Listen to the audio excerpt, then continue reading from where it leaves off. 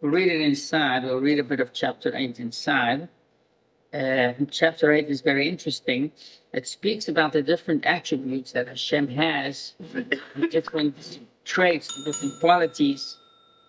And there are a few things that we could and we will discuss here. Be'ezrat Hashem. Perek Tes. Is that like one of the classes we had with the JLI? The qualities of Hashem? It's connected, yeah. And specifically, there's a word that they used in anthropomorphism, something like that. Anthropomorphism. Yeah. It's giving human-like qualities to non-humans. Right. So, this is basically an example for that idea, because the Rambam says, this is famous from the Rambam, שהקדוש ברוך הוא מהותו ועצמותו ודעתו, הכל אחד ממש, אחדות פשוטה ולא מורכבת כלל. Hashem's existence is pure and it's united with who he is. With us, you divide the person into him, his behavior, his knowledge, his wisdom, his temperament, what else? Attributes.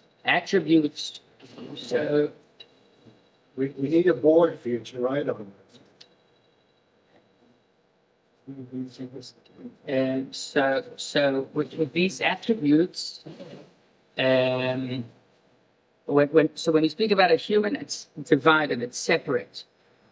Each part of us is a different part in our general existence. With Hashem, it's not that Hashem has his personality. He's got his essence, his core. He's got his infinite. It's not only about the infinity. It's more than that. It's that everything is within him. It's all part of who he is. He's not. He's self-contained. Okay. How do you say murkav in English? Murkav. They contain multitudes. Sorry? I contain multitudes. That would be the translation for murkav? Okay. What's the word? Murkav. Complicated. It's not complicated. It's like arkava. You get something from IKEA and you've got to put it together. How would you say? You've got to assemble it? Mm-hmm. So Hashem is not assembled from different parts. Hashem is basically one. That's what we mean, one. We are not one. There is a part of us that is one, but we are made out of different Components. Thank you. The seichel, the midas, etc. So with Hashem, it's not like that at all. With Hashem, he is achdus pshuto. Now, this concept is hard to understand because we cannot find anything in the world that is comparable to this idea. Everything in the world is made out of different components or contains different components. But it's hard to think of one component that contains everything. And who are you referring to by that? That's Hashem? Yeah, for the finite to consider what the infinite is. The infinite is one component. So with Hashem, right, he's one component and everything is part of his being. Right. So for us to understand that, it's very hard. We don't have an example for that. It's like spaghetti with no ketchup. Well, It's like spaghetti with ketchup, but you just call it spaghetti. Okay. so what's the definition of metaphysics? So by the way, also in metaphysical, there are parts that, what do you mean by metaphysical? Higher than the world of physicality? Metaphysical is not physical. The metaphysics of a telephone or the receiver list. Right. Also there, it's not just one thing. Right. There are many, even space and time. Time, I don't know if time exists, but space what is the meaning of space in metaphysical ideas? Difference between particles, distance between particles. But in metaphysical, there aren't particles. Well, there's just the addition of spiritual space, So what is spiritual space? not physical. Right. But how can you define? With space. Sorry. The branch of philosophy that deals with the first principles of things, including abstract concepts such as being, knowing, substance, cause, identity, time, and space. Right. And time and space. That's what we spoke about at once. That's Midrash HaMalchus, which the first thing of Malchus is time. Time is Malchus because time means, okay, there's a being, there's an existence. Could you have time without space?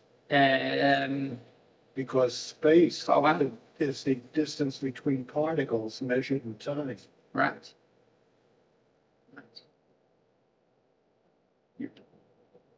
It depends on your reference point, but remember, time really is a human constraint or creation. Measure to give us a reference point. Time, from Hashem's point of view of creation, it doesn't exist. That's it, right. We spoke about it at the beginning also that time is one, it's a level, it's a way to measure. And two, it's a way it's also some kind of measuring, but it's more to a chronology, set of chronology, which means if you move this from here to there, that's also time. And that's not about your way of counting that time. That's just to show that there was an object over here and it moved here. And before it was here, it was here. Before, we're not saying 60 seconds before. You could describe it as 100 seconds before. But the fact that it took place, it changed its position. So that's Just hit on the biggest question in baseball. What is the fallacy? If the assumed, so some guy gets thrown out for whatever reason, and the next guy hits a home run, the announcer will say, "Oh, that could have been a 2-run home," but you have no idea what would have happened. right. The guy's pitching completely different sequence. Right. So it's the fallacy of a false conclusion.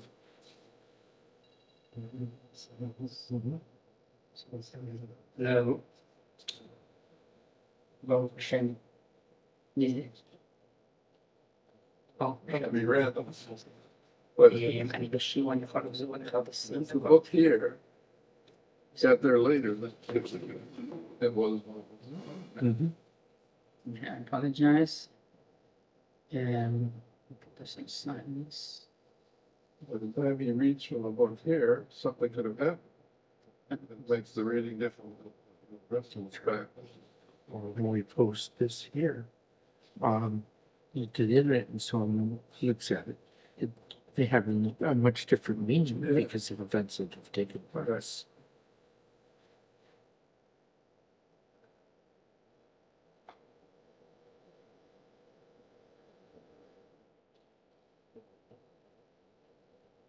A pre-recorded newscast is pretty useless these days.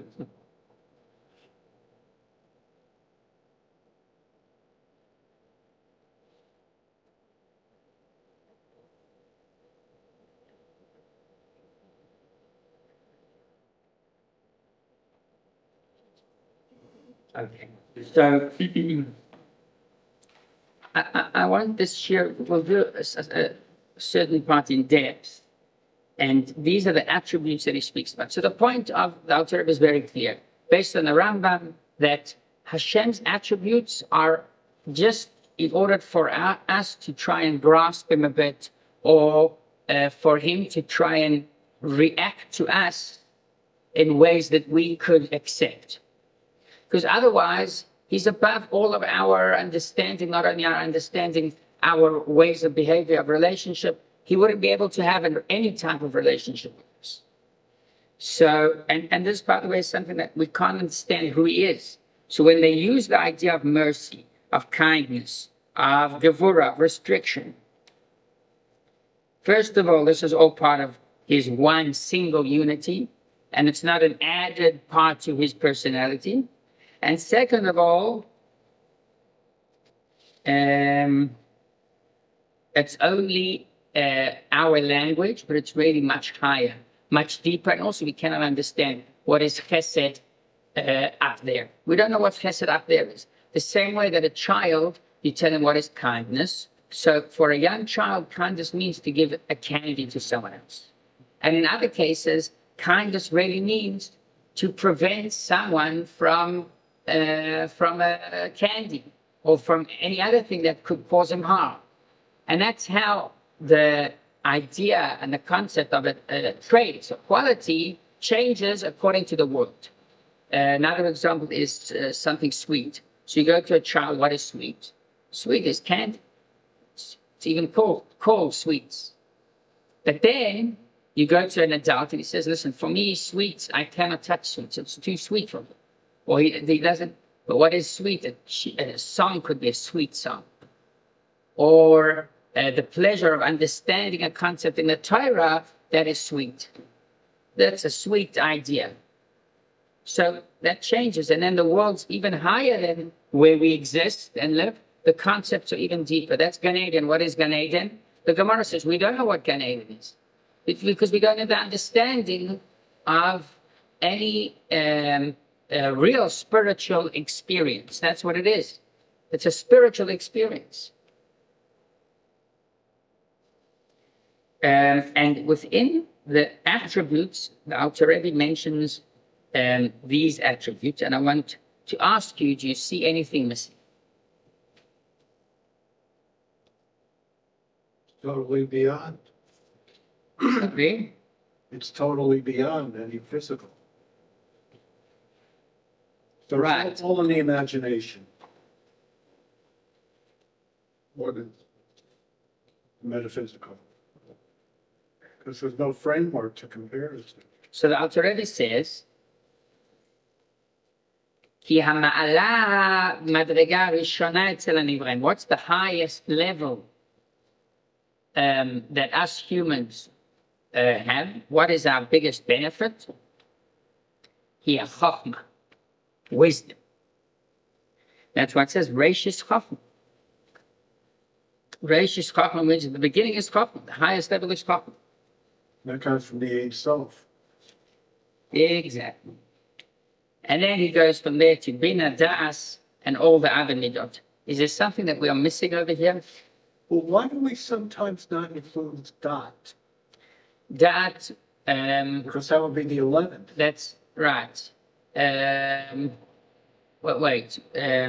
Chachma Bina Da'at, Chesed Gvura Tiferes, Netzach Hod Yesod Malchut. That's 10, with But that. that doesn't include the Ein Sof. So it doesn't include the Ein Sof. Or if we include the Ein Sof is the Da'at. Ein Sof is connected to the Da'at, which is Keter. But the question is, why doesn't he speak about another power that we have? What other power do we have? We don't start with intellect. We don't start with wisdom. There's something deeper than that. I have an idea. What? And the idea is that, The idea is not one of the things, by the way. but that we have the power to make Hashem desire something. It's interesting. So and what that means is that We cause Hashem to want Hashem is complete to himself. But if we can give him a reason to desire something, So that means that, then we have a connection that we never had. right? And that connection would be the connection It to says- desire to come to the lower world. Hashem consulted with the souls of the tzaddikim before he created the world. And that's exactly the point that you're saying. But he didn't listen to them. He did it to create the world. He created the world based on understanding that we will be able to give him pleasure. He didn't listen to the luminaries who said, don't waste your time with why would you create humans. Oh, right. The luminaries, right. Huh? He didn't listen to the luminaries. So the luminaries. He didn't listen to the luminaries.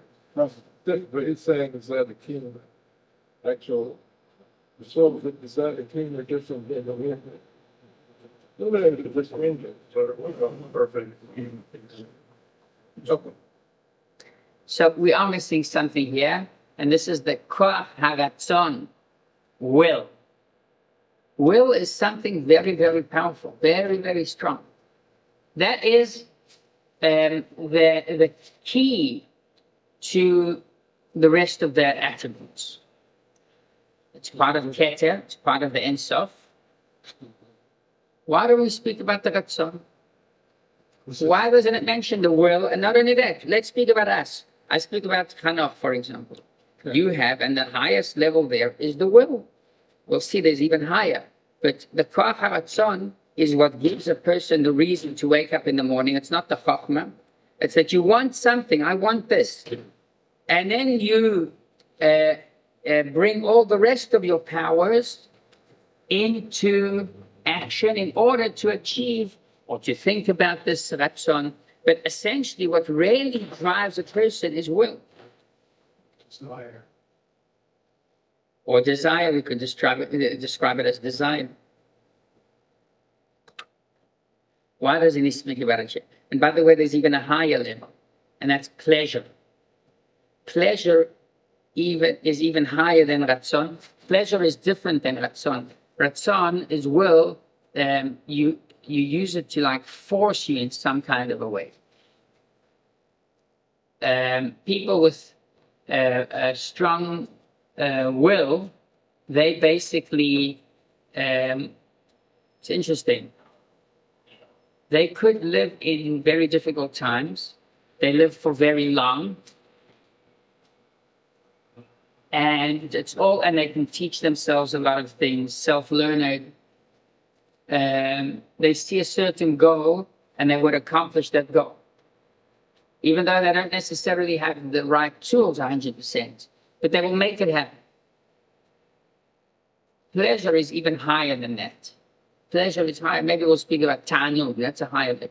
But why don't we speak about Ratzon? Do you have any idea? Well, how is will different than all the other characters that we have in our personality? To get into it. Force. Even if the will. But the force, the engine is the soul. The engine is really the soul, isn't it? The soul. Well, I'm just questioning because you're giving a good answer. You're getting to the point, yes. Will is really the driving force behind accomplishment, Yeah. and the will gives you the ability to overcome the difficulties and roadblocks and the impossibilities of achieving that particular goal. Okay. So why wouldn't you mention it as part of your set of tools? I think it's to have the two malchuts desire the same thing at the same time. Before we go to NACHLAOT, NACHLAOT is all the way at the end. But it's also on the top. It's linked to the top. It gets its power from the top. You say that it's instead of will? I think It is. it's to unite the ultimate victory is to unite the two wills. The will of the infinite and the will of the finite. And Right. the finite But you want understands the infinite. But you want to mention each part of them. Why not to mention them? They're part of the set of tools that we have. So the idea of Ratzon, it's basically to show us, maybe this is some kind of, I wouldn't say comparison, but the closest parable that we could bring to the idea that the Alter Rebbe here is trying to tell us, that Hashem is united with his set of tools. So, for example, we can find that we are also united with one of those parts of our set of tools, and that's will. Our will is such a close tool that we don't consider it really a tool. It's the first time that the soul is in some kind of action, is doing something. Without will, the soul would be isolated. It wouldn't be communicating. It wouldn't be doing anything. It wouldn't be desire. without the desire, for sure. So it's not part of the set of tools that a person has. It's like an emergency fund, for example. Yeah, not necessarily because when I was younger, I used to do a lot of hiking, a lot of mountain climbing, and one of the things that I vividly remember is I would go up to this tall mountain, in California, and it'd be Mount Whitney, and you'd stand at the foot of Mount Whitney, and you'd look at the top, Yeah. and you're looking up almost you're looking up at almost 12,000 feet above you. You're 2,000 feet at the foot of the mountain. It's a 14,500 foot mountain. And you say to yourself, by this time tomorrow afternoon, I will be standing on the top of that mountain.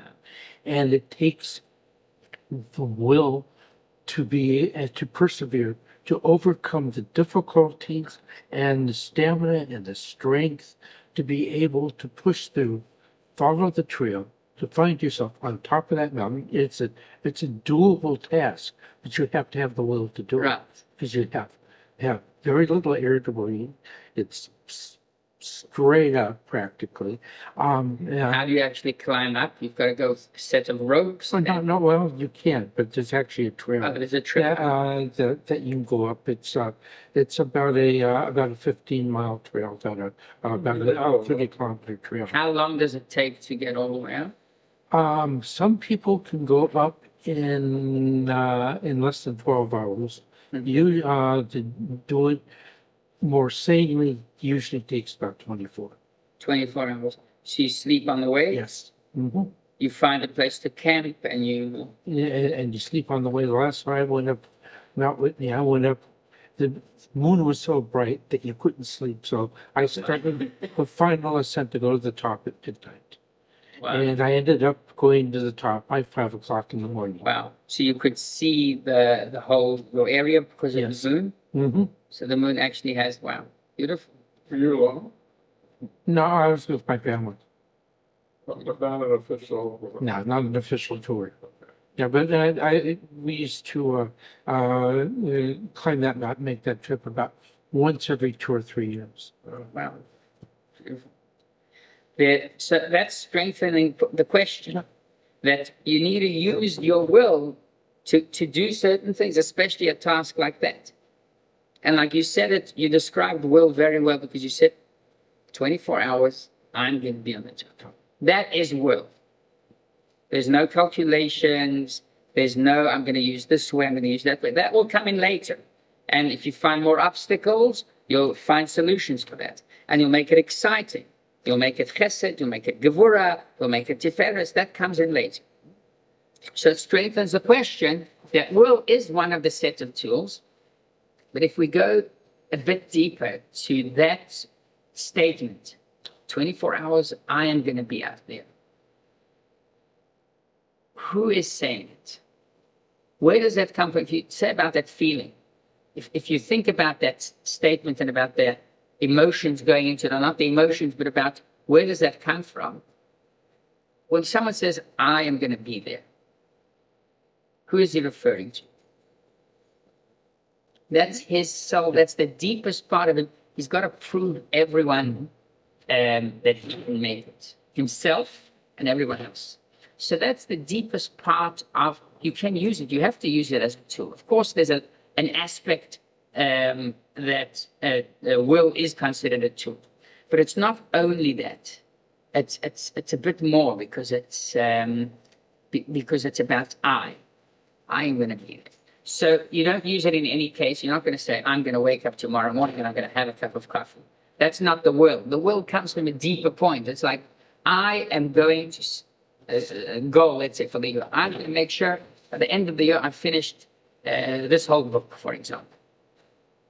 3 books, 4 books. No, chapter a day. A chapter. Wow. We'll see. That's a big celebration. We have to go to the Rambam. Did you go to the Rambam? From Haifa I did once. You didn't go with Rabbi Mazel. Oh, not the other trip. Ah, right. So that is why Ratzon, will, is not part of the midot that he speaks about here, because it's not will is united with our being. That's the idea that with Hashem, all of the midas, to a certain extent, all of the attributes are this near to his essence. The same way that our will is near to our essence. And it's an extension of our essence. Wisdom is an extension of our essence, but it's a faraway extension. A person without wisdom can live a life.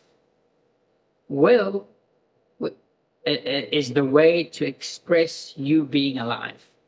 And like after, maybe this would be also a good description, after you accomplish that, you feel more alive.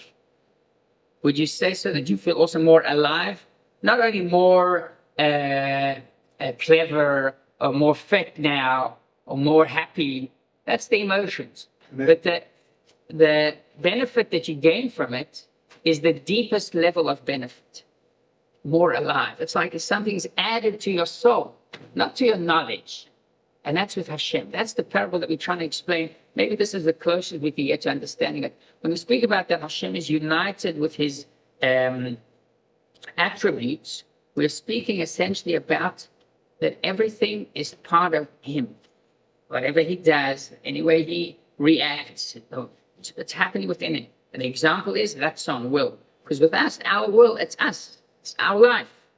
It's not our wisdom, our knowledge, our money, our assets, etc.